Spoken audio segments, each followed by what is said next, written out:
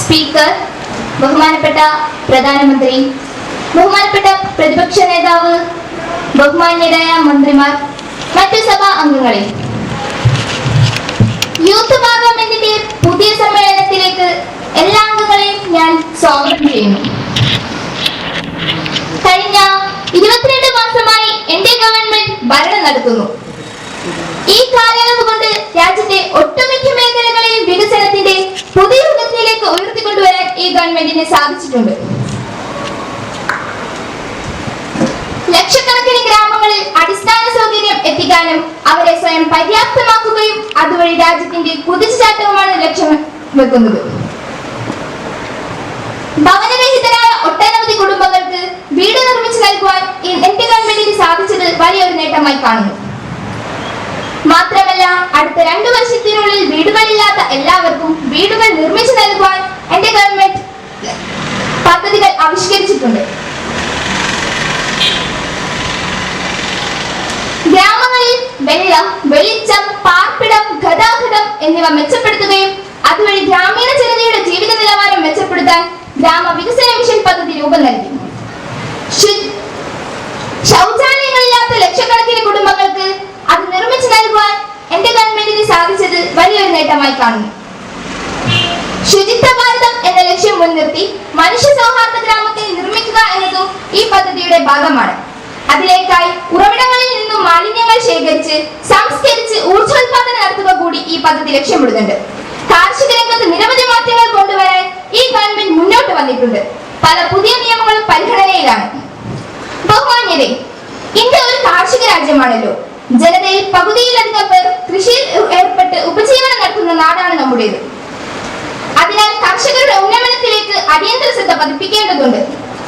ഇതിനുവേണ്ടി രാജ്യത്തെ പൊതു ബാങ്കുകളിലൂടെ കർഷകർക്ക് കിസാൻ ക്രെഡിറ്റ് ഡെബിറ്റ് കാർഡുകൾ ഗവൺമെന്റ് ലക്ഷ്യമാക്കിയിട്ടുണ്ട്.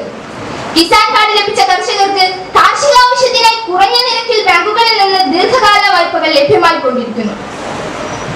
ചെറുകിട ഇടത്തരം കർഷകർക്ക് അവരുടെ ഉൽപ്പന്നങ്ങൾ പൊതു ഏജൻസികൾ മുഖേന ഉയർന്ന വിലക്ക് വിൽക്കാനുള്ള സൗകര്യങ്ങൾ ഏർപ്പെടുത്തിയിട്ടുണ്ട്.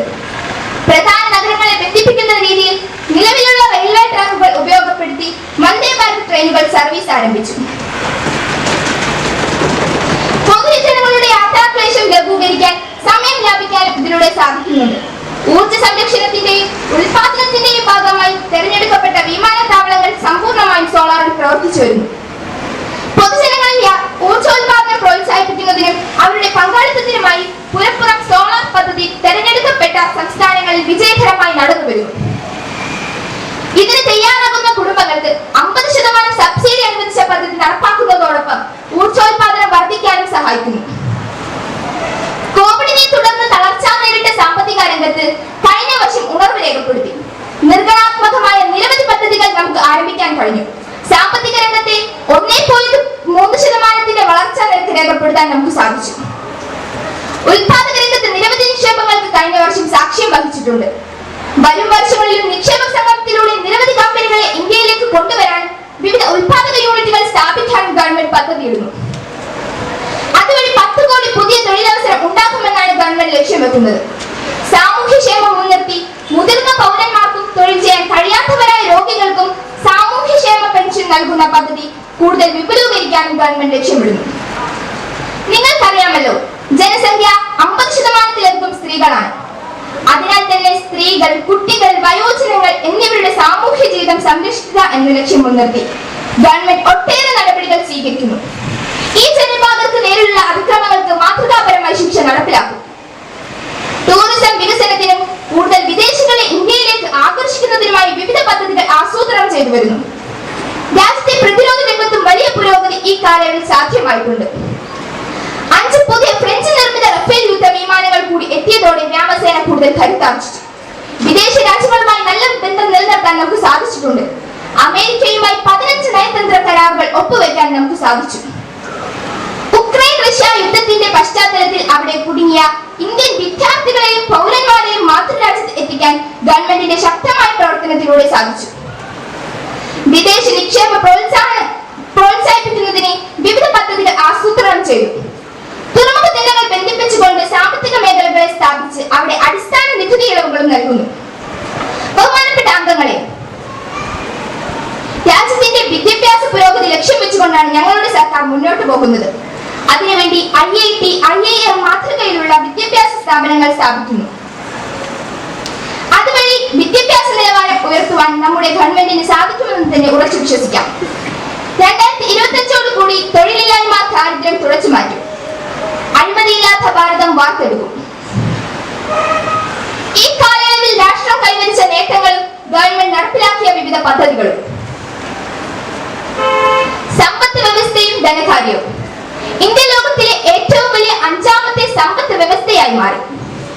ഈ കാലയളവിൽ 300-ലധികം പദ്ധതികളിലൂടെ 27 ലക്ഷം കോടി രൂപ അതിന്റെ ഗുണഭോക്താക്കൾക്ക് നേരിട്ട് കൈമാറാനായി സാധിച്ചു. കൃത്യമായ രീതിയിൽ GST നടപ്പാക്കിയതിലൂടെ 3.5 ലക്ഷം കോടിയുടെ നികുതി വരുമാനം ഗവൺമെന്റിന് കൂടുതലായി നേടാൻ സാധിച്ചു. ബിനാമി പ്രോപ്പർട്ടി ആക്ട് 2016-ലൂടെ അഴിമതിരഹിതമായ ഒരു ആവാസ വ്യവസ്ഥ കൊണ്ടുവന്നു. ഗുജറാത്ത് എക്കണോമിക് ഓപ്പർച്യൂണിറ്റീസ് ആക്ട് 2018 പാസ്സാക്കിയതിലൂടെ ഒളിവിൽ കഴിയുന്ന കുറ്റവാളികളുടെ സ്വത്ത് കൊണ്ടുകെട്ടാൻ ഗവൺമെന്റിന് സാധിച്ചു. കാർഷിക ഭക്ഷ്യസുരക്ഷാ മേഖല കൈവരിച്ച നേട്ടങ്ങൾ. പാവപ്പെട്ട ജനങ്ങൾക്ക് ഭക്ഷ്യധാന്യം വിതരണം ചെയ്യുന്നതിനായി പ്രധാനമന്ത്രി ഗരീബ് കല്യാൺ യോജനയിലൂടെ 3.5 ലക്ഷം കോടി രൂപ ചെലവഴിച്ചു. 11 കോടി കർഷകരെ ഉൾപ്പെടുത്തി മുൻഗണനാ ലിസ്റ്റ് തയ്യാറാക്കി. പ്രധാനമന്ത്രി കിസാൻ സമ്മാന നിധിയിലൂടെ 2.5 ലക്ഷം കോടി രൂപ അവർക്ക് നൽകി. 3 കോടിയോളം സ്ത്രീകൾക്ക് 54,000 കോടി രൂപയും ഈ പദ്ധതിയിലൂടെ ചെലവഴിച്ചു. കന്നുകാലികളെ വളർത്തുന്നവർക്കും മത്സ്യത്തൊഴിലാളികൾക്കും കിസാൻ ക്രെഡിറ്റ് കാർഡുകൾ വിതരണം ചെയ്തു. പാരമ്പര്യ കൃഷി രീതികളെയും പ്രകൃതിദത്ത കൃഷി രീതികളെയും പ്രോത്സാഹിപ്പിച്ചു. വ്യവസായ രംഗത്ത് കൈവരിച്ച നേട്ടങ്ങൾ. വലിയ തോതിൽ മൊബൈൽ കയറ്റുമതി ചെയ്യുന്ന രാജ്യമായി ഇന്ത്യ മാറി. കഴിഞ്ഞ കുറച്ചു വർഷങ്ങളായി കളിപ്പാട്ടങ്ങളുടെ കയറ്റുമതിയിൽ 60% വർധനവ് രേഖപ്പെടുത്താനും ഇറക്കുമതിയിൽ 70% കുറവ് കൊണ്ടുവരാനും സാധിച്ചു.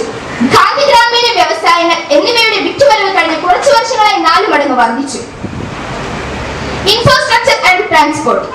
ദേശീയ ലോജിസ്റ്റിക് പോളിസി 2022 നിലവിൽ വന്നു. ലോജിസ്റ്റിക്സിന്റെ വില കുറയ്ക്കാനായി ഇത് പരിശ്രമിച്ചുകൊണ്ടിരുന്നു. അടിസ്ഥാന സൗകര്യ വികസനങ്ങളുടെ കാലതാമസം കുറയ്ക്കുന്നതിനായി പ്രധാനമന്ത്രി ഗതിശക്തി മാസ്റ്റർ പ്ലാൻ രൂപീകരിച്ചു. ഭാരത്മാല പ്രൊജക്ടിലൂടെ രാജ്യത്തെ 550 ജില്ലകളെ നാഷണൽ ഹൈവേയിലൂടെ ബന്ധിപ്പിച്ചു. വ്യവസായിക ഇടനാഴികൾ 6 നിന്ന് 9 ഉയരുമെന്നാണ് ഗവൺമെന്റ് പ്രതീക്ഷിക്കുന്നത്. 2014 74 എയർപോർട്ട് ഉണ്ടായിരുന്ന നമ്മുടെ രാജ്യത്ത് 2022 147 എയർപോർട്ടുകളായി മാറി. ഉഡാൻ യോജനയുടെ സഹായത്തോടുകൂടി ഇന്ത്യ ലോകത്തിലെ 3ാമത്തെ വലിയ ഏവിയേഷൻ മാർക്കറ്റായി. നഗര ഗ്രാമീണ വികസനം. പ്രധാനമന്ത്രി ആവാസ് യോജനയ്ക്ക് കീഴിലായി കുറച്ചു വർഷത്തിനുള്ളിൽ 3 കോടിയിലധികം കുടുംബങ്ങൾക്കാണ് വീട് വെച്ച് നൽകിയത്.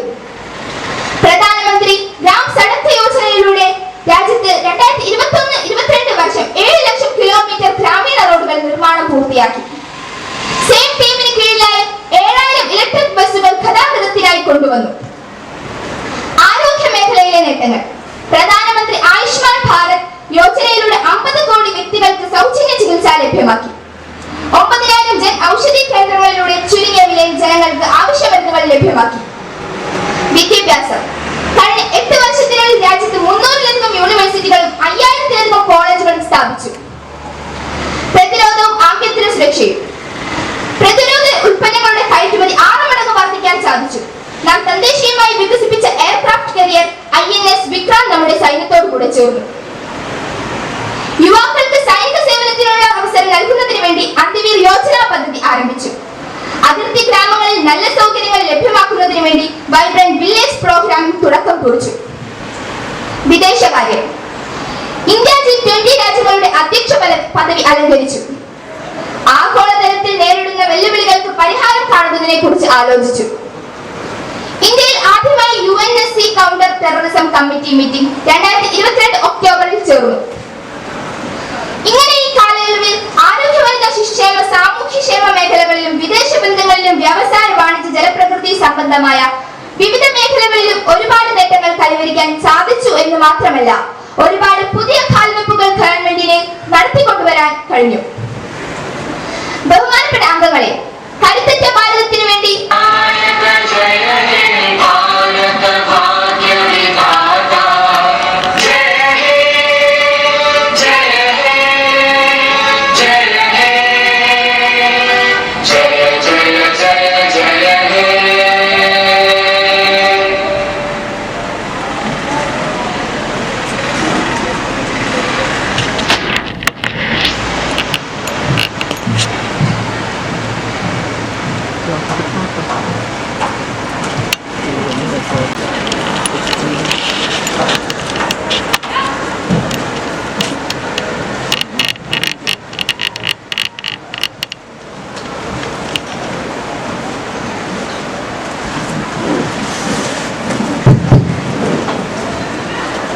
ബഹുമാനപ്പെട്ട പ്രസിഡന്റിന്റെ പ്രസംഗം എല്ലാ അംഗങ്ങൾക്കും മാധ്യമ പ്രവർത്തകർക്കും എത്തിച്ചു നൽകുന്നതാണ്. Secretary general please.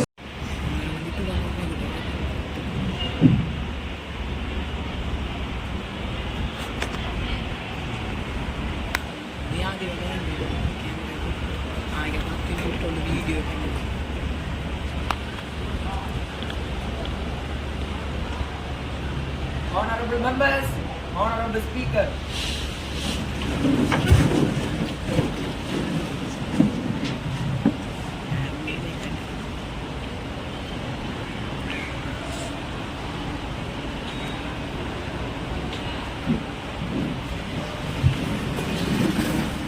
ബഹുമാനപ്പെട്ട അംഗങ്ങളെ, എല്ലാവർക്കും നമസ്കാരം. യൂത്ത് പാർലമെന്റിന്റെ പുതിയൊരു സെഷനിലേക്ക് എല്ലാവരെയും സ്വാഗതം ചെയ്യുന്നു. വളരെ ഫലപ്രദമായ ഒരു സെഷൻ ആയിരിക്കും ഇത് എന്ന് ഞാൻ വിശ്വസിക്കുന്നു. ആദ്യമായി സഭയിലേക്ക് തിരഞ്ഞെടുക്കപ്പെട്ട പുതിയ അംഗങ്ങളുടെ സത്യപ്രതിജ്ഞയാണ്. Secretary general please. Yes madam. കേരളത്തിലെ ചാലക്കുടി മണ്ഡലത്തിൽ നിന്നും തെരഞ്ഞെടുക്കപ്പെട്ട നിയ ഇപ്പോൾ സത്യപ്രതിജ്ഞ ചെയ്യുന്നു.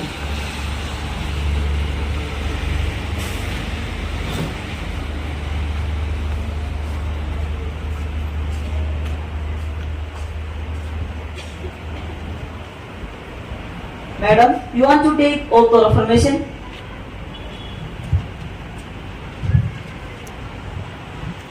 I. നിയ എന്ന ഞാൻ നിയമവഴി സ്ഥാപിതമായ ഭാരതത്തിന്റെ ഭരണഘടനയോട് നിർവ്യാജമായ വിശ്വസ്തതയും കൂറും പുലർത്തുമെന്നും ഭാരതത്തിന്റെ പരമാധികാരവും അഖണ്ഡതയും നിലനിർത്തുമെന്നും ഞാൻ ഏറ്റെടുക്കാൻ പോകുന്ന കർത്തവ്യം വിശ്വസ്തയോടുകൂടി നിർവഹിക്കുമെന്നും ദൈവനാമത്തിൽ ഞാൻ പ്രതിജ്ഞ ചെയ്യുന്നു.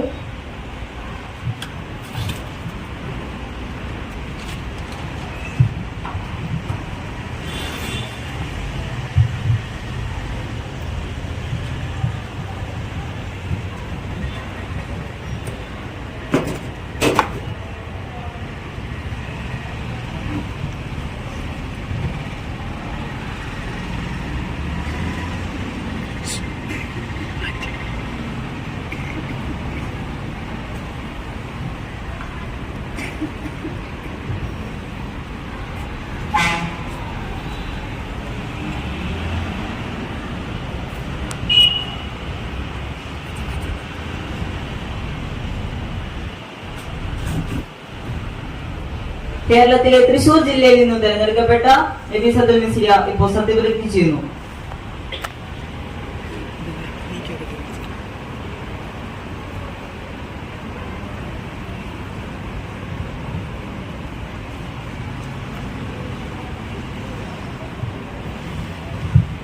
Madam, you want to take oath of affirmation?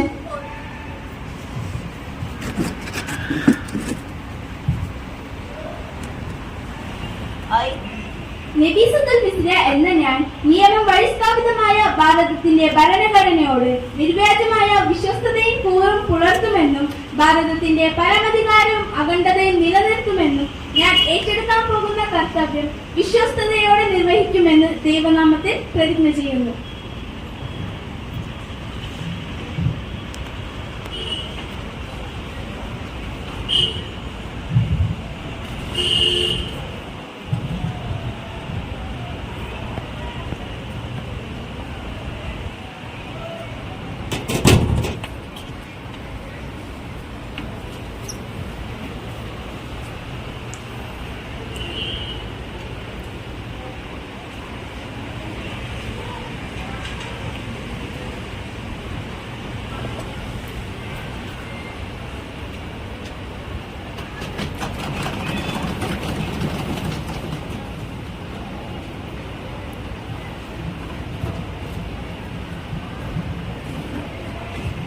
കേരളത്തിലെ കോട്ടയം മണ്ഡലത്തിൽ നിന്ന് തിരഞ്ഞെടുക്കപ്പെട്ട ചാക്കോ ആൽവിൻ ഇപ്പോൾ സത്യപ്രതിജ്ഞ ചെയ്യുന്നു.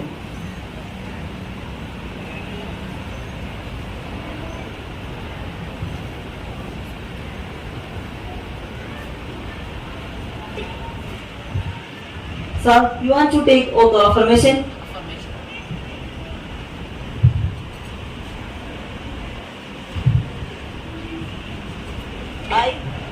ചാക്കോ ആൽവിൻ എന്ന ഞാൻ നിയമം വഴി സ്ഥാപിതമായ ഭാരതത്തിന്റെ ഭരണഘടനയോട് നിർവാജ്യമായ വിശ്വസ്തതയും കൂറും പുലർത്തുമെന്നും ഭാരതത്തിന്റെ പരമാധികാരവും അഖണ്ഡതയും നിലനിർത്തുമെന്നും ഞാൻ ഏറ്റെടുക്കാൻ പോകുന്ന കർത്തവ്യം വിശ്വസ്തയോടെ നിർവഹിക്കുമെന്നും ഞാൻ ദൃഢപ്രതിജ്ഞ ചെയ്യുന്നു.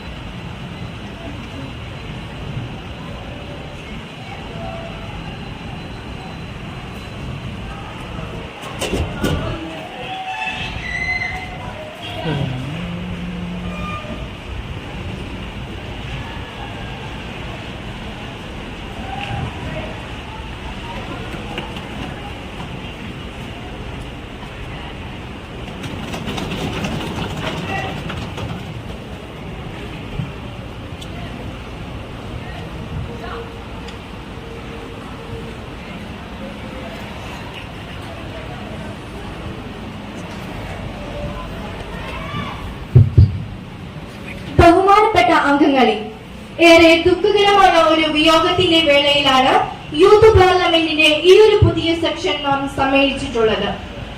ഇന്ത്യയുടെ മുൻ പ്രസിഡന്റും ശാസ്ത്രജ്ഞനും ഇന്ത്യൻ മിസൈലിന്റെ ശില്പിയുമായ ഡോക്ടർ APJ അബ്ദുൽ കലാം നമ്മോട് വിട്ടുപിരിഞ്ഞിരിക്കുന്നു.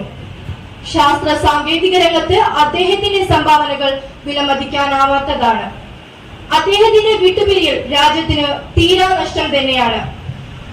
അദ്ദേഹം വെറുമൊരു സാങ്കേതിക വിദഗ്ധൻ മാത്രമായിരുന്നില്ല, രാഷ്ട്രത്തിന്റെ ഭാവിയെ കുറിച്ചുള്ള വ്യക്തമായ കാഴ്ചപ്പാടുള്ള രാഷ്ട്ര തന്ത്രജ്ഞൻ കൂടിയായിരുന്നു.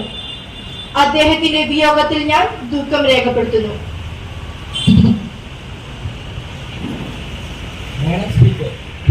അങ്ങയുടെ അഭിപ്രായത്തോട് ഞാൻ തീർത്തും യോജിക്കുന്നു. കുട്ടികളെ ഏറെ ഇഷ്ടപ്പെടുകയും അവരെ സ്വപ്നം കാണാൻ പ്രേരിപ്പിക്കുകയും ചെയ്ത ഒരു മികച്ച അധ്യാപകൻ കൂടിയായിരുന്നു ഡോക്ടർ APJ അബ്ദുൽ കലാം. ബഹിരാകാശ രംഗത്ത് ഇന്ത്യ കൈവരിച്ച നേട്ടങ്ങളുടെ പിന്നിൽ അദ്ദേഹത്തിന്റെ ശക്തമായ സാന്നിധ്യം കാണാനായി സാധിക്കും. ബഹിരാകാശ ഭൂപടത്തിൽ ഇന്ത്യയെ തങ്കവിധികളായി രേഖപ്പെടുന്നതിൽ അദ്ദേഹത്തിന്റെ പങ്ക് എടുത്തു പറയേണ്ടതാണ്. അദ്ദേഹത്തിന്റെ ഈ ആകസ്മികമായ വിയോഗത്തിൽ ഞാൻ എന്റെ അഗാധമായ ദുഃഖം രേഖപ്പെടുത്തുന്നു. മാഡം സ്പീക്കർ, അങ്ങേയും ബഹുമാനപ്പെട്ട പ്രധാനമന്ത്രി പറഞ്ഞത് 100% അംഗീകരിക്കുന്നു. ഡോക്ടർ APJ അബ്ദുൽ കലാം ഭാരതത്തിന്റെ മഹാനായ പുത്രനായിരുന്നു. വളരെ എളിയ ചുറ്റുപാടിൽ നിന്ന് വെല്ലുവിളികളെ തരണം ചെയ്ത് ഉയർന്നു വന്ന മികച്ച ശാസ്ത്രജ്ഞനാവാനും ഭാരതത്തിന്റെ പ്രഥമ പൗരനായി മാറാനും അദ്ദേഹത്തിന് സാധിച്ചു. അന്നേരം സ്വപ്നം കാണാൻ പറയുക മാത്രമല്ല, അത് എങ്ങനെ യാഥാർത്ഥ്യമാക്കാമെന്ന് സ്വന്തം ജീവിതത്തിലൂടെ ലോകത്തിന് കാണിച്ചു കൊടുക്കുകയും ചെയ്തു. അദ്ദേഹത്തിന്റെ വിയോഗത്തിൽ അഗാധമായ ദുഃഖം രേഖപ്പെടുത്തി. അദ്ദേഹത്തിന്റെ വിയോഗത്തിൽ സഭ 2 മിനിറ്റ് മൗനം ആചരിക്കുന്നു.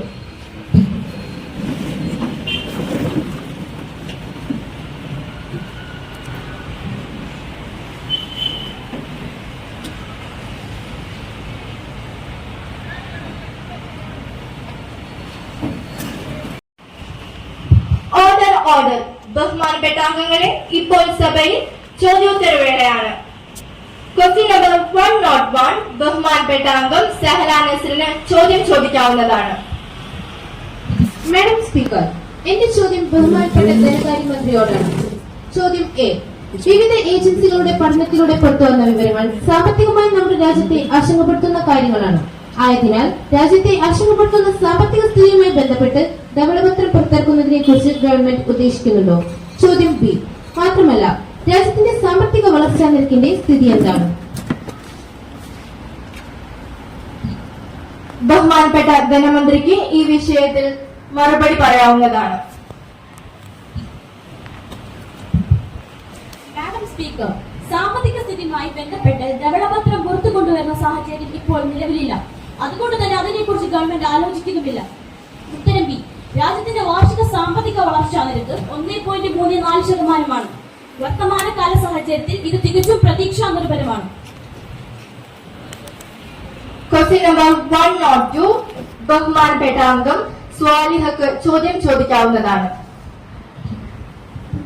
മാഡം സ്പീക്കർ, എന്റെ ചോദ്യം പെട്രോളിയം പ്രകൃതിവാതക മിനിസ്റ്ററോടാണ്. പെട്രോൾ ഡീസൽ വില ക്രമാതീതമായ ദിവസേന വർദ്ധിച്ചുകൊണ്ടിരിക്കുന്നു. സാധാരണക്കാരെ ദുരിതത്തിലാക്കുന്ന ഈ വിഷയത്തിൽ എന്താണ് ബഹുമാനപ്പെട്ട മന്ത്രിക്ക് സാധാരണക്കാരായ ജനങ്ങളോട് പറയാനുള്ളത്? ചോദ്യം ബി. ക്രമാതീതമായി വർദ്ധിച്ചുകൊണ്ടിരിക്കുന്ന പെട്രോളിയം ഉൽപ്പന്നങ്ങളുടെ വില നിയന്ത്രിച്ചു നിർത്തുന്നതിന് എന്ത് നടപടിയാണ് ഗവൺമെന്റ് സ്വീകരിക്കുന്നത്? ബഹുമാനപ്പെട്ട പെട്രോളിയം മാഡം സ്പീക്കർ, ഇന്ത്യയിലെ പെട്രോളിയം ഉൽപ്പന്നങ്ങളുടെ വില അന്താരാഷ്ട്ര വിപണിയിലെ ക്രൂഡ് ഓയിലിന്റെ വിലയുമായി നേരിട്ട് ബന്ധപ്പെട്ടിരിക്കുന്ന ഒന്നാണ്. കഴിഞ്ഞ കുറച്ച് മാസങ്ങളായി ക്രൂഡ് ഓയിലിന്റെ വില ക്രമാതീതമായി വർദ്ധിച്ചു വരുന്നു. അതുകൊണ്ടാണ് നമ്മുടെ രാജ്യത്ത് പെട്രോൾ ഡീസൽ തുടങ്ങിയവർക്ക് വിലവർധന ഉണ്ടാകുന്നത്. നമ്മളായി പെട്രോളിയം കൊണ്ടുവരുന്നില്ല. നമ്മുടെ രാജ്യത്ത് 80% പെട്രോളിയം ഉൽപ്പന്നങ്ങളും ഇറക്കുമതി ചെയ്യുന്നതാണ്. അതിനാൽ ക്രൂഡ് ഓയിലിന്റെ വിലയിലെ മാറ്റം നമ്മെ ഗണ്യമായി തന്നെ ബാധിക്കും. ഉത്തരം ബി. പെട്രോളിയം ഉൽപ്പന്നങ്ങളിൽ മേലുള്ള കേന്ദ്ര നികുതി കുറച്ചുകൊണ്ട് സാധാരണ ജനങ്ങളെ വർധനവിന്റെ ഭാരത്തിൽ നിന്ന് ലഘൂകരിക്കുന്നതിനായി സംസ്ഥാനങ്ങൾ ഗവൺമെന്റ് നടപടികൾ സ്വീകരിച്ചിട്ടുണ്ട്. സംസ്ഥാനങ്ങൾ കൂടി നികുതി കുറച്ചാൽ അത് സാധാരണ ജനങ്ങൾക്ക് ഉപകാരപ്പെടും. ഉപചോദ്യം. ബഹുമാനപ്പെട്ട അംഗം നിഷാനക്ക് ചോദ്യം ചോദിക്കാവുന്നതാണ്. മാഡം സ്പീക്കർ, ഈ രാജ്യത്തെ സാധാരണക്കാരായ ജനങ്ങളെ ബാധിക്കുന്ന പ്രധാനപ്പെട്ട ഒന്നാണ് പാചകവാതക വിലവർദ്ധന. ഈ സർക്കാർ അധികാരത്തിൽ വരുമ്പോൾ 350 രൂപയായിരുന്ന ഗാർഹിക സിലിണ്ടർ ഇന്ന് 1100 രൂപക്ക് പോലും കിട്ടാത്ത അവസ്ഥയാണ്. ജനങ്ങൾക്ക് വേണ്ടി ജനങ്ങളുടെ ഗവൺമെന്റ് എന്ന് പറഞ്ഞു വന്നവർ ജനങ്ങളെ ഞെക്കിക്കൊല്ലുകയാണോ എന്ന് സംശയിക്കേണ്ടിയിരിക്കും. ഓക്കെ, താങ്കൾ ചോദ്യത്തിലേക്ക് വരേണ്ടതാണ്. മാഡം സ്പീക്കർ, എന്തിനാണ് ഇവർ ജനങ്ങളെ ഇങ്ങനെ ദ്രോഹിക്കുന്നത്? സബ്സിഡി ബാങ്കിൽ വരുമെന്ന് പറയുന്നു. ഏത് ബാങ്കിലാണ് മാഡം സബ്സിഡി വരുന്നത്?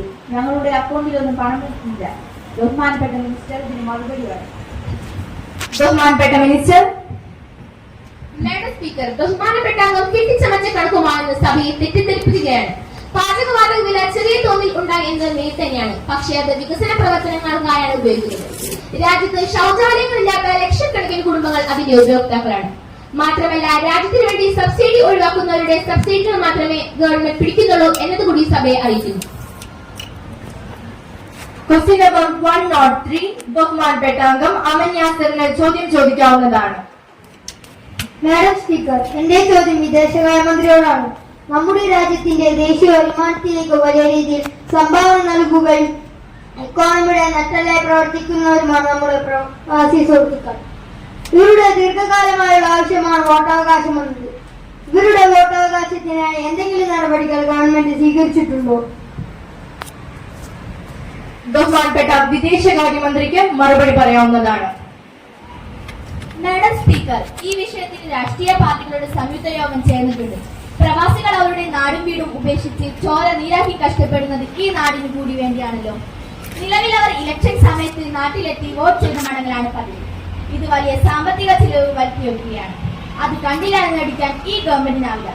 അതിനാൽ ഓൺലൈൻ രജിസ്ട്രേഷൻ പൂർത്തിയാക്കി എല്ലാ പ്രവാസികൾക്കും വോട്ടിംഗ് സമയത്ത് നാട്ടിൽ വന്ന് വോട്ട് രേഖപ്പെടുത്തുന്നതിനുള്ള സാമ്പത്തിക സഹായം നൽകുന്നതിന് ഗവൺമെന്റ് ശ്രമിക്കുമെന്ന് ഉറപ്പു നൽകണം. ഉപചോദ്യം ബഹുമാനപ്പെട്ട അംഗം തൻവീറ. മാഡം സ്പീക്കർ, പ്രവാസി ഇന്ത്യക്കാരുടെ വോട്ടവകാശം എന്നത് ദീർഘകാലമായി നിലനിൽക്കുന്ന ഒരു ആവശ്യമാണ്. അവർ എവിടെയാണ് ജോലി ചെയ്യുന്നത് അവിടെ വെച്ച് വോട്ട് ചെയ്യുന്നതിനായി എന്തെങ്കിലും നടപടികൾ ഈ ഗവൺമെന്റ് സ്വീകരിക്കും? ബഹുമാനപ്പെട്ട വിദേശകാര്യമന്ത്രി. മാഡം സ്പീക്കർ, ഈ വിഷയത്തിന് ഞാൻ അത് തന്നെയാണ് സൂചിപ്പിക്കുന്നത്. ഈ വിഷയത്തിന് ഗവൺമെന്റിന് ഒളിച്ചുകളിയുടെ ആവശ്യമില്ല. നിയമപരമായ ഒരുപാട് നടപടിക്രമങ്ങൾ പൂർത്തീകരിക്കേണ്ടതുണ്ട്. അത് സാധിക്കുമെന്നാണ് ഗവൺമെന്റിന്റെ വിശ്വാസം. ക്വസ്റ്റ്യൻ നമ്പർ 104 ബഹുമാനപ്പെട്ട അംഗം അമൃതേശ്വരിക്ക് ചോദ്യം ചോദിക്കാവുന്നതാണ്. മാഡം സ്പീക്കർ, എന്റെ ചോദ്യം ബഹുമാനപ്പെട്ട ഭക്ഷ്യവകുപ്പ് മന്ത്രിയോടാണ്. ചോദ്യം എ, രാജ്യത്തെ ഭക്ഷ്യധാന്യങ്ങളുടെ കരുതൽ ശേഖരത്തിന്റെ ഇപ്പോഴത്തെ സ്ഥിതി എന്താണ്? ചോദ്യം ബി, ഇപ്പോഴത്തെ വരൾച്ച സാഹചര്യം പരിഗണിച്ചാൽ രാജ്യത്തെ ജനങ്ങളുടെ ഭക്ഷ്യാവശ്യങ്ങൾക്ക് ഇത് മതിയാകുമോ? ചോദ്യം സി, ഇല്ലെങ്കിൽ അത്തരമൊരു സാഹചര്യം തരണം ചെയ്യുന്നതിന് എന്തെല്ലാം നടപടികളാണ് ഗവൺമെന്റ് കൈക്കൊണ്ടിട്ടുള്ളത്? ബഹുമാനപ്പെട്ട food and civil supplies minister, താങ്കൾക്ക് മറുപടി പറയാവുന്നതാണ്. മാഡം സ്പീക്കർ, ഈ വർഷം ജനുവരി 1 കണക്ക് പ്രകാരം പബ്ലിക് ഏജൻസികളുടെ കൈവശം 14.14 ഭക്ഷ്യധാന്യ ശേഖരമാണുള്ളത്. ഇപ്പോഴത്തെ ആവശ്യ പൂർത്തീകരണത്തിൽ അത് പര്യാപ്തവുമാണ്. എന്നിരുന്നാലും കരുതൽ ശേഖരം കുറവ് വരാതെ നിലനിർത്തേണ്ടതിരിക്കുന്നു. അടിയന്തര സാഹചര്യത്തിൽ ഭക്ഷ്യധാന്യങ്ങളുടെ ഇറക്കുമതിയും ഗവൺമെന്റിന്റെ പരിഗണനയിലാണ് മാഡം. ഉപചോദ്യം ബഹുമാനപ്പെട്ട അംഗം അഖില. മാഡം സ്പീക്കർ, ബഹുമാനപ്പെട്ട മന്ത്രി ഇവിടെ പറഞ്ഞതിൽ നിന്ന് കാര്യങ്ങൾ വ്യക്തമാണ്. കഴിഞ്ഞ വർഷം ജൂലൈയിലെ കണക്ക് പ്രകാരം 23 മില്യൺ ടൺ ഉണ്ടായിരുന്ന ഭക്ഷ്യധാന്യ ശേഖരണം ഇപ്പോൾ 15 മില്യൺ ടണ്ണായി കുറഞ്ഞിരിക്കുന്നു. മാഡം, എന്താണ് ഇവിടെ സംഭവിക്കുന്നത്? കരുതൽ ധാന്യശേഖരത്തിലെ ഈ ഇടിവിന് തടയിടേണ്ട ഗവൺമെന്റ് അല്ലേ? അതിന് എന്ത് നടപടിയാണ് ഗവൺമെന്റ് സ്വീകരിച്ചിട്ടുള്ളത് എന്ന് ഈ രാജ്യത്തെ ജനങ്ങൾക്ക് അറിയാൻ താല്പര്യമുണ്ട് മാഡം. ബഹുമാനപ്പെട്ട food and civil supplies minister, താങ്കൾക്ക് മറുപടി പറയാവുന്നതാണ്. മാഡം സ്പീക്കർ, ഭക്ഷ്യധാന്യ ലഭ്യതയ്ക്കനുസരിച്ച് നമുക്ക് വേണ്ട കരുതൽ ശേഖരം 21.1 മില്യൺ ടണ്ണാണ്. എന്നാൽ നമുക്ക് ഇപ്പോഴുള്ള കരുതൽ ശേഖരം 14.5 മില്യൺ ടൺ. അടുത്ത സീസണിൽ അത് പരിഹരിക്കാൻ കഴിയുമെന്ന ഉറപ്പ് ഗവൺമെന്റിനുണ്ട്. രണ്ടാമത്തെ ഉപചോദ്യം ബഹുമാനപ്പെട്ട അംഗം കയാതു. മാഡം സ്പീക്കർ, നടപ്പ് സാമ്പത്തിക വർഷം നെല്ല്, ഗോതമ്പ് എന്നിവയുടെ ഉൽപാദനത്തിൽ എത്ര ശതമാനം വളർച്ച ഗവൺമെന്റ് ലക്ഷ്യമിടുന്നുണ്ട്? ബഹുമാനപ്പെട്ട മിനിസ്റ്റർ. നെല്ല്, ഗോതമ്പ് എന്നിവയുടെ ഉൽപാദനത്തിൽ 5% വർധനവ് ഗവൺമെന്റ് ലക്ഷ്യം വയ്ക്കുന്നുണ്ട്. ക്വസ്റ്റ്യൻ നമ്പർ 105 ബഹുമാനപ്പെട്ട അംഗം ശ്രേയക്ക് ചോദ്യം ചോദിക്കാവുന്നതാണ്.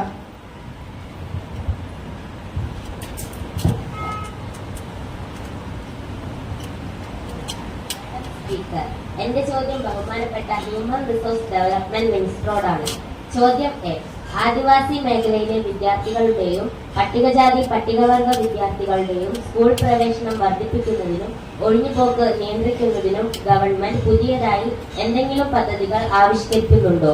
ചോദ്യം ബി, ആദിവാസി 1 മുതൽ 8 വരെ വിദ്യാർത്ഥികളാണ് നിലവിൽ നൽകി വരുന്ന ഉച്ചഭക്ഷണ പദ്ധതി ഹയർ സെക്കൻഡറി തലം വരെ ഉയർത്തുന്നതിന് ഗവൺമെന്റിന്റെ പരിഗണനയിലുണ്ടോ?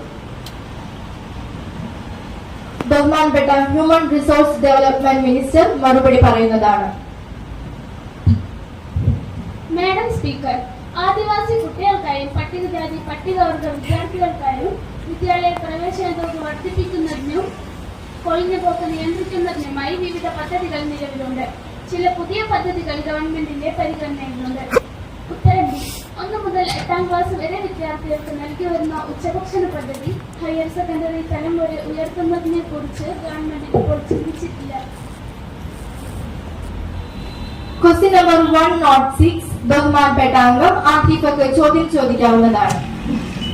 മാഡം സ്പീക്കർ, എന്റെ ചോദ്യം ഭക്ഷ്യ സിവിൽ വകുപ്പ് മന്ത്രിയോടാണ്. ആദിവാസി മേഖലകളിൽ പോഷകാഹാരക്കുറവ് മൂലം നവജാത ശിശുക്കളും വൃദ്ധരും മരിക്കുന്നത് നിത്യസംഭവമായി മാറിയിട്ടുണ്ട്. ഇത്തരം മേഖലകളിൽ ഭക്ഷ്യസുരക്ഷ ഉറപ്പാക്കുന്നതിനായി എന്തെല്ലാം നടപടികളാണ് ഗവൺമെന്റ് സ്വീകരിച്ചിട്ടുള്ളത്? ബഹുമാനപ്പെട്ട മിനിസ്റ്റർ. മാഡം സ്പീക്കർ, ഭക്ഷ്യസുരക്ഷാ നിയമം പ്രകാരം ഒരു ഗ്രാമവാസിക്ക് 2300 കലോറി ഊർജവും ഒരു നഗരവാസിക്ക് 2100 കലോറി ഊർജവും ലഭ്യമാക്കുന്നതിനായി വിവിധ പദ്ധതികൾ നിലവിലുണ്ട്. അത് ആദിവാസി മേഖലകളിലും നല്ല രീതിയിൽ നടന്നു വരുന്നുണ്ട്. ക്വസ്റ്റ്യൻ നമ്പർ 107 ബഹുമാനപ്പെട്ട അംഗം വൈഗക്ക് ചോദ്യം ചോദിക്കാവുന്നതാണ്. മാഡം സ്പീക്കർ, എന്റെ ചോദ്യം ബഹുമാനപ്പെട്ട വനിതാ ശിശുക്ഷേമ മന്ത്രിയോടാണ്. നമ്മുടെ രാജ്യത്ത് സ്ത്രീകൾക്കും കുട്ടികൾക്കുമെതിരെ അക്രമങ്ങളും അതിക്രമങ്ങളും വർദ്ധിച്ചുകൊണ്ടിരിക്കുന്നു. 2012 നമ്മുടെ രാജ്യത്ത് പോക്സോ നിയമം പ്രാബല്യത്തിൽ വന്നിട്ടുണ്ട്. ശക്തമായ ഒരു നിയമം നിലവിലുണ്ടായിട്ടും എന്തുകൊണ്ടാണ് കുട്ടികൾക്കെതിരെ ലൈംഗിക അതിക്രമങ്ങൾ ഓരോ വർഷം വർദ്ധിച്ചുകൊണ്ടിരിക്കുന്നത്? ഇതിനെതിരെ എന്ത് നടപടികളാണ് നമ്മൾക്ക് സ്വീകരിക്കാൻ സാധിച്ചിട്ടുള്ളത്? ബഹുമാനപ്പെട്ട വനിതാ ശിശുക്ഷേമ വകുപ്പ് മന്ത്രി മറുപടി പറയുന്നതാണ്. Madam speaker, national crime bureau കണക്കുകൾ പ്രകാരം 2021 47,324 കേസുകളാണ് രാജ്യത്ത് പോക്സോ നിയമപ്രകാരം രജിസ്റ്റർ ചെയ്യപ്പെട്ടിട്ടുള്ളത്. എന്നാൽ 2022 കണക്കുകൾ പരിശോധിച്ചാൽ 40,308 കേസുകളാണ് പ്രസ്തുത നിയമപ്രകാരം രജിസ്റ്റർ ചെയ്യപ്പെട്ടിട്ടുള്ളത്. ഇതിനൊക്കെ തന്നെ കാരണമുള്ളത് വ്യക്തമാണ്. രാജ്യത്ത് പോക്സോ കേസുകളുടെ എണ്ണം കുറഞ്ഞുകൊണ്ടിരിക്കുന്നു. വസ്തുത ഇതായിരിക്കെ സഭയിൽ തെറ്റിദ്ധരിപ്പിക്കാതിരിക്കാൻ ശ്രദ്ധിക്കണമെന്ന് ബഹുമാനപ്പെട്ട അംഗത്തെ ഉണർത്തുന്നു. മറ്റൊരു കാര്യം, ഇതുപോലത്തെ ലൈംഗിക പീഡനങ്ങൾക്ക് ഇരയാകുന്ന കുട്ടികളെ എത്രയും വേഗത്തിൽ നീതി ലഭിക്കുന്നതിന് രാജ്യത്ത് 1000 പുതിയ ഫാസ്റ്റ് ട്രാക്ക് കോടതികൾ കൂടി സ്ഥാപിക്കുന്ന വിവരം ഈ അവസരത്തിൽ സഭയെ അറിയിക്കുന്നതിൽ വിനിയോഗിക്കട്ടെ. ക്വസ്റ്റ്യൻ നമ്പർ 108 ബഹുമാനപ്പെട്ട അംഗം ഖദീജക്ക് ചോദ്യം ചോദിക്കാവുന്നതാണ്. മാഡം സ്പീക്കർ, രാജ്യത്ത് ഓൺലൈൻ മാധ്യമങ്ങളും വാർത്താ ചാനലുകളും തീർത്തും അടിസ്ഥാനരഹിതമായ വാർത്തകൾ നൽകി സമൂഹത്തിൽ വിദ്വേഷവും അക്രമവും പ്രചരിപ്പിക്കാനായി ശ്രമിച്ചുകൊണ്ടിരിക്കുന്നു. മാന്യമായ ജീവിതം നയിക്കുന്നവരെയും പൊതുപ്രവർത്തകരെയും വളരെ നിന്ദ്യമായി മോശമായി പ്രചരിപ്പിക്കുന്ന ഇത്തരം ഓൺലൈൻ ചാനലുകൾ യാതൊരുവിധ ലൈസൻസും ഇല്ലാതെയാണ് മാഡം പ്രവർത്തിക്കുന്നത്.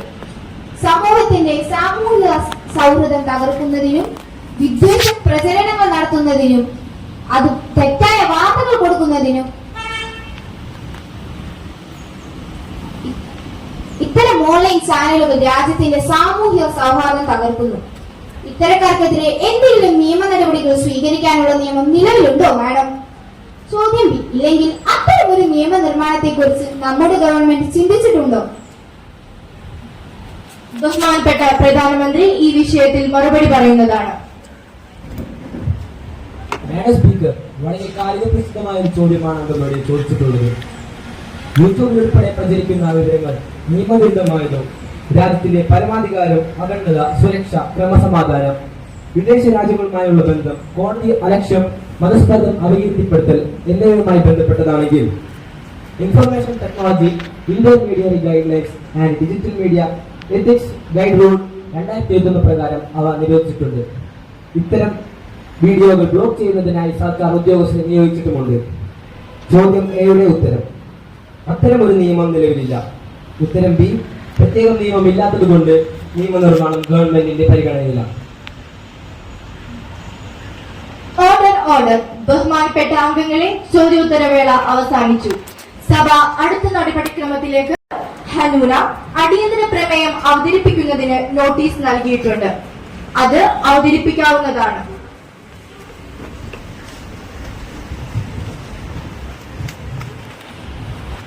മാഡം സ്പീക്കർ, ലോകത്തിലെ ഏറ്റവും വലിയ ജനാധിപത്യ രാജ്യമാണ് നമ്മുടെ ഇന്ത്യ.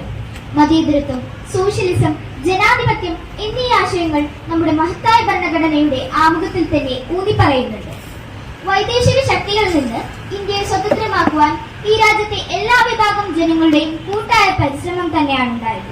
എന്നാൽ ഇന്ന് രാജ്യത്തിന്റെ വിവിധ ഭാഗങ്ങളിൽ നിന്ന് കേൾക്കുന്ന നിലവിളികളും ആർത്തനാദങ്ങളും ഈ രാജ്യത്തെ സ്നേഹിക്കുന്ന ഏതൊരാളുടെയും ഹൃദയത്തെ വേദനിപ്പിക്കുന്നതാണ്. ഇന്ന് രാജ്യത്ത് വർഗീയമായ വേർതിരിവുകൾക്ക് ആക്കം കൂട്ടുന്ന രീതിയിലുള്ള വിദ്വേഷ പ്രചാരണങ്ങളും കുപ്രചരണങ്ങളും നടന്നുകൊണ്ടിരിക്കുന്നു. രാജ്യത്തെ വലിയൊരു വിഭാഗം ജനങ്ങൾ തങ്ങളുടെ താൽപര്യ നിർവഹണത്തിനായി നിസ്സാര കാരണങ്ങൾ പറഞ്ഞ് വിയോജിക്കുന്നവരെ അടിച്ചമർത്തുന്ന കാഴ്ചയാണ് നാം കാണുന്നത്.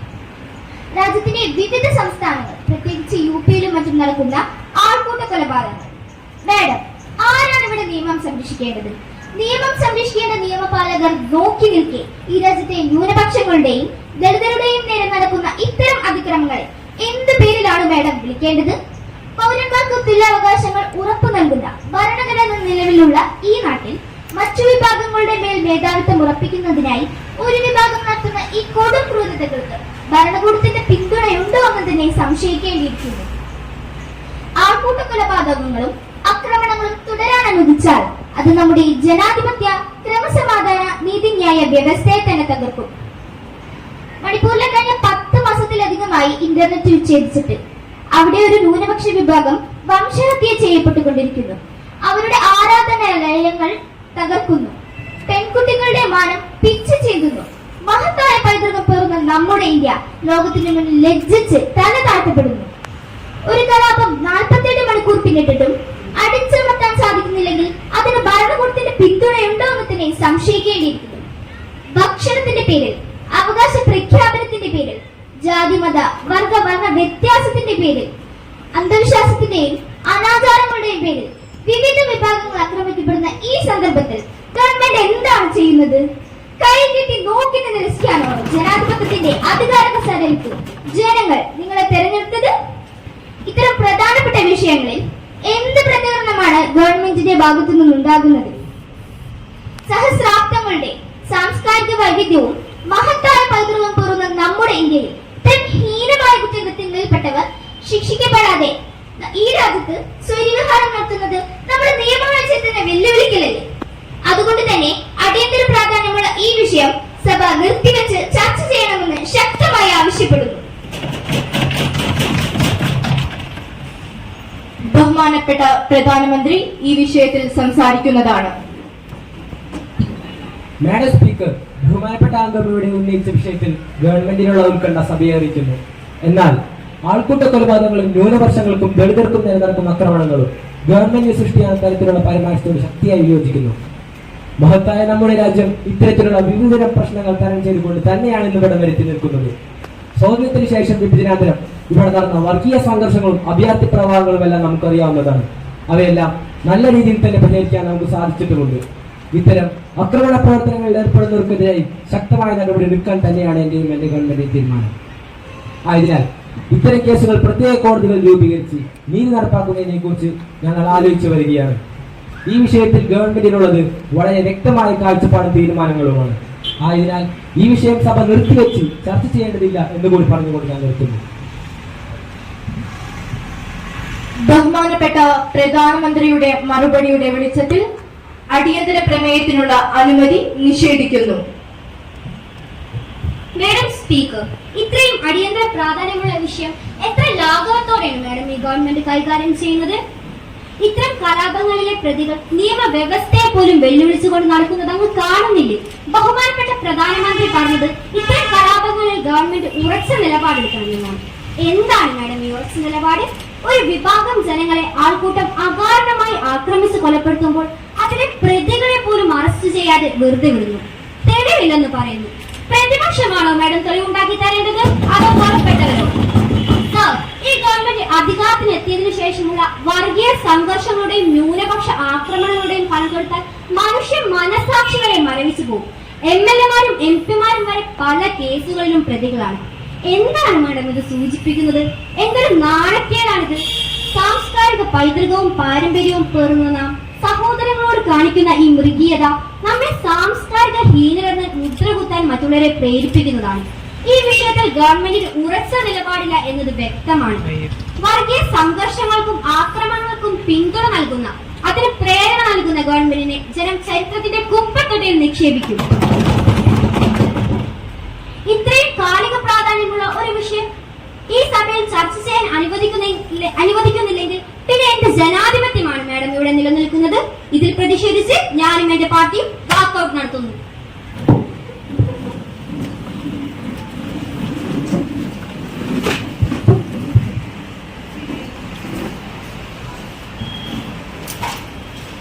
സഭാ നടപടികൾ തുടരുന്നു. ഓർഡർ. ബഹുമാനപ്പെട്ട അംഗം ദേവനന്ദ ശ്രദ്ധ ക്ഷണിക്കൽ പ്രമേയം അവതരിപ്പിക്കുന്നു. മാഡം സ്പീക്കർ, ഈ ഗവൺമെന്റിന്റെ വികസന പ്രവർത്തനങ്ങളുടെ തുടർച്ചയാണ് ദേശീയപാത വികസനം.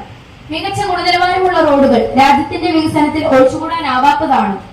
രാജ്യത്തിന്റെ വിവിധ ഭാഗങ്ങളെ ബന്ധിപ്പിച്ചുണ്ടാക്കുന്ന ദേശീയപാത നിർമ്മാണത്തിന് മുന്നോട്ട് വന്ന ഗവൺമെന്റിനെ ഞാൻ അഭിനന്ദിക്കുന്നു. റോഡ് നിർമ്മാണവുമായി ബന്ധപ്പെട്ട് പ്രധാന നഗരത്തിൽ ഉൾപ്പെടെ തന്നെ നിലവിലുള്ള റോഡുകൾ പൊളിച്ചുപണിയുന്ന അവസ്ഥയാണുള്ളത്. ഇത് വലിയ രീതിയിലുള്ള യാത്രാക്ലേശം സൃഷ്ടിക്കുന്നു. ട്രാഫിക് ബ്ലോക്ക് കാരണം ജനങ്ങൾ മണിക്കൂറുകളോളം നടു റോഡിൽ തളച്ചിടപ്പെടുന്ന അവസ്ഥയുമുണ്ട്. ആവശ്യ സർവീസിന് പോലും കടന്നു പോകുന്നതിന് പ്രയാസം നേരിടുന്നു. മാത്രമല്ല, ഇതിന് നമുക്ക് എന്ത് പ്രതിവിധിയാണുള്ളത്? ഈ വിഷയത്തിലേക്ക് ഷബിയുടെ ശ്രദ്ധ ഞാൻ തിരിക്കുന്നു. ബഹുമാനപ്പെട്ട road transport and highway minister ഇതിന് മറുപടി പറയുന്നതാണ്.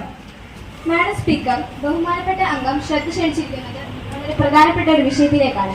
രാജ്യത്തിന്റെ അടിസ്ഥാന സൗകര്യങ്ങൾ കൂടുതൽ മെച്ചപ്പെടുത്തുന്നതിന്റെയും വികസന പ്രവർത്തനങ്ങൾ ത്വരിതപ്പെടുത്തുന്നതിന്റെയും മർമ്മപ്രധാനമായ ഒരു ഭാഗമാണ് റോഡ് വികസനം എന്നത്. ഈ ഗവൺമെന്റ് അതിന്റെ പ്രതിജ്ഞാബദ്ധവുമാണ്. രാജ്യത്തെ നിലവിലുള്ള ദേശീയപാത വികസന പ്രവർത്തനങ്ങൾ നടക്കുന്നത് പൊതുജനങ്ങൾക്ക് ചെറിയ രീതിയിലുള്ള ബുദ്ധിമുട്ടുകൾ സൃഷ്ടിക്കുന്നുണ്ട് എന്നത് സത്യമാണ്. സാറ്റലൈറ്റ് മാപ്പിംഗിലൂടെ തയ്യാറാക്കിയ ദേശീയപാത വികസന പ്രവർത്തനങ്ങൾ നടക്കുന്നത്